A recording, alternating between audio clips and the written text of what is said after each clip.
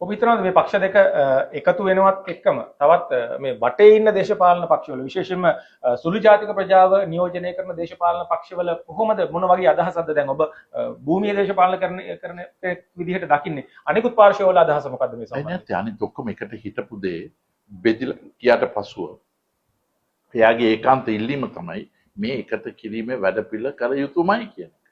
ඒක තුලින් තමයි ගමන ආරම්භ වෙලා. ඔබ සාකච්ඡාවකදී ඉන්නේ ඔබත් එළියේ එහෙම නැත්නම් ඔබ කෙලින්ම මේ සාකච්ඡාවලට සම්බන්ධ වෙනවද? එහෙම නැත්නම් ඔබ එළියේ වෙනම මේකට පහසුකම් සපයන්නේ විදිහට ඉන්නවද? කොහොමද? මොකද්ද අපි මේක සාර්ථක වීමේ වැඩපිළිවෙලට අනිවාර්යයෙන්ම කටයුතු කරගෙන යනවා.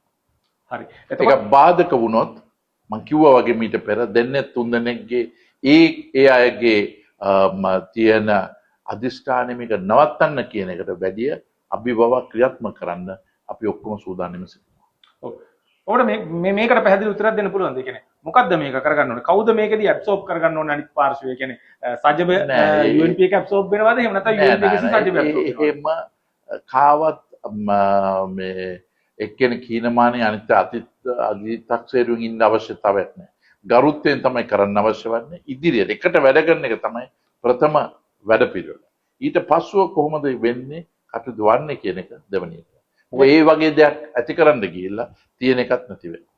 මේකේ මූලිකම ටාගට් එක වෙන්නේ ඒ කියන්නේ මීළඟ පළාත් සභා මැතිවරණයද එහෙම නැත්නම් මේ වෙලාවේ ඉඳලම ඊළඟ ජනාධිපතිවරණයක් මහ මැතිවරණයක් වෙනුවෙන් වැඩ කරනවා.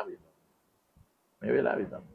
එතකොට හැබැයි ඊළඟට එන ලොකුම අභියෝගය තමයි ඊළඟ ප්‍රධාන මැතිවරණයක් වෙනවා. මේ මැතිවරණයේදී කුමන ආකාරයේ එකඟතාවකින්ද ඡන්ද ඉල්ලන්නේ කියන එක පොඩි දෙයක් නෑ. ඉස්සලා මේ ලොකු තියෙන අවිශ්වාසය විශ්වාසය බට පරිවර්තනය කළ යන එක තමයි ඉස්සර තියෙන්නේ.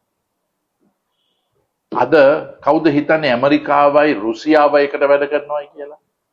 ඉස්සලා යුක්‍රේන් වෙනම හිටලා ඒකට ඇමරිකාව යුරෝපය එක පැත්තකින් ඉඳලා අද මේ කතා කරන මොහොතේ ඩොනල්ඩ් ට්‍රම්ප් කතා කරනවා පුටින් එක්ක කොහොමද යුක්‍රේනුත් ගෙනල්ලා මේ සාමය මේ 31 වෙනිදාට ඉස්සෙල්ලා ඉවර කරන්න ඕනේ වන්නේ කියලා. ඉතින් ඔහොම කරනකොට මේක මොකක්ද?